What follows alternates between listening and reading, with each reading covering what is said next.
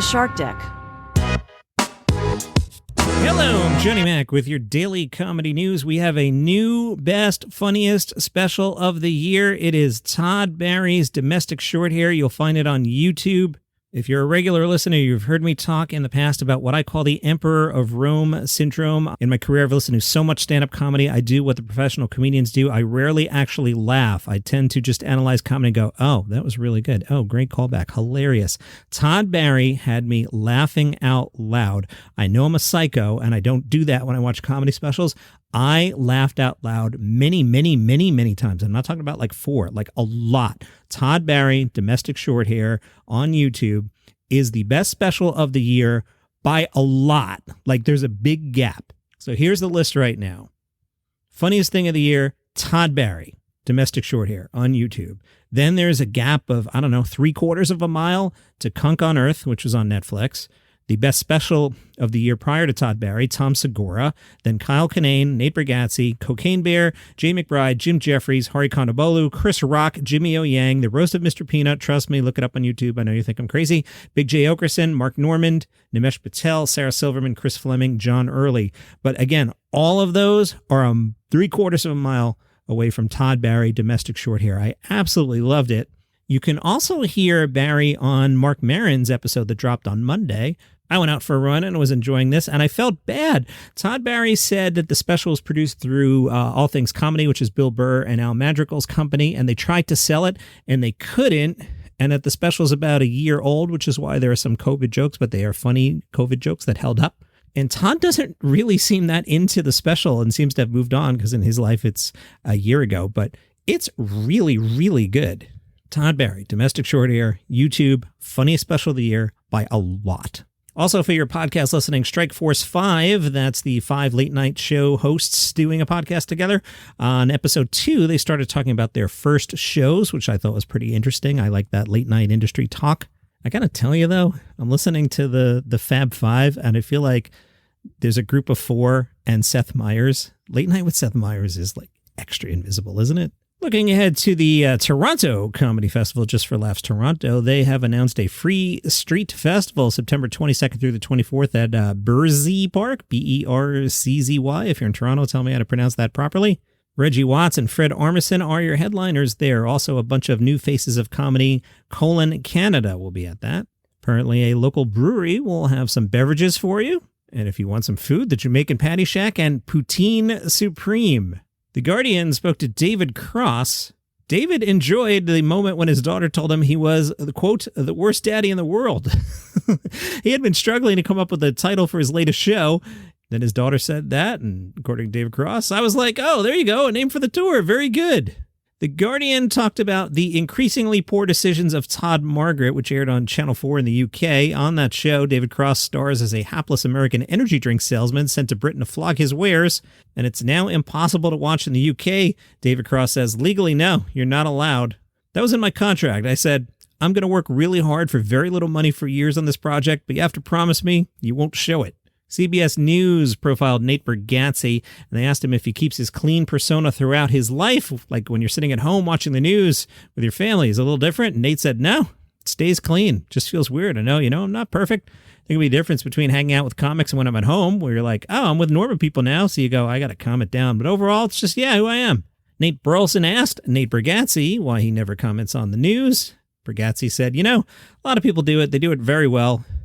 So you can sometimes be tempted to think you want to let people know how you feel. I want to say something up there, blah, blah, blah, but then everybody's saying something. There's enough people smarter than me. You don't need me to be talking about things. I just want to be a break from all that.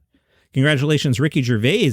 The Guinness Book of World Records has declared Ricky's tour Armageddon as having the record for the highest gross for a single stand-up performance ever. Ricky racked up $1,790,206.50 on May 6th at the Hollywood Bowl in Los Angeles. That tour's still going. 3 shows at London's OVO Wembley Arena, October 6th, 20th, and 13 December, as the Brits say, and 11 nights at the London Palladium. Wow. September 13th through the 16th, 28th through the 30th, and October 11th through the 14th. Wow, Netflix has already bought the rights to Armageddon, and it'll air at the end of the tour. Marc Maron was recently in Springfield, Missouri, and said, you have to have material for everywhere you go. It's good to mix it up. In Los Angeles, you know what jokes offend them. In Springfield, they're offended by different things. Small towns are usually more fun. The audience is more salt of the earth. They put in a hard day's work and want to laugh. In Los Angeles, they got their TikTok. Marc Maron told the news leader, Springfield is cool, but getting there is a real pain. Eugene Mirman spoke to the Worcester magazine. Eugene said, I took a variety of classes back in college, then I sort of put that together in a major that was comedy.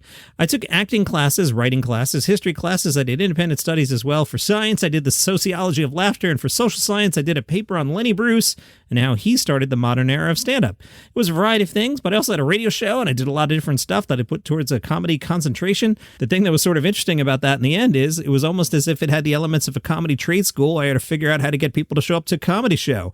I then had to try new material, putting together an hour's worth of it, and very much mimic what you actually have to do to become a comedian. At the time, it seemed like this odd, not necessarily practical idea, but it actually happened to be an incredibly practical education for what I wound up wanting to do with my life. Tom Farley, brother of Chris Farley, spoke to the Journal-Star.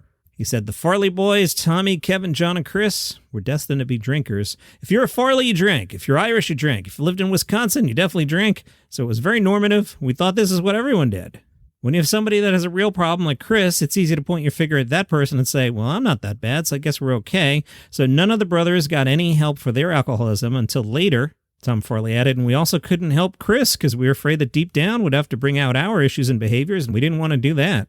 Tom runs the Chris Farley Foundation and was asked if Chris was funny from the time he was a kid. Tom said, I didn't think so because I had to share a bed with him, go to high school with him. That was my trauma. The whole family used humor. We had so much fun. If you asked any of our individual friends, they'd say, oh, Tommy's the funniest or Kevin's funny, but Chris definitely, he'd go a little farther, and he was always like that. As for watching his brother become famous, that's the weird thing for us. Chris was always just being Chris, so when the rest of the world saw him, we were happy for success. We didn't see it like, oh, Chris is a big star now, because he was always just doing the same stuff. We just saw Chris as Chris. Welcome to our world. Everybody else gets to see what we had to go through all those years. AISH.com caught up with Gianmarco Soresi, one of my current faves. Soresi was recapping a story when he was on James Corden.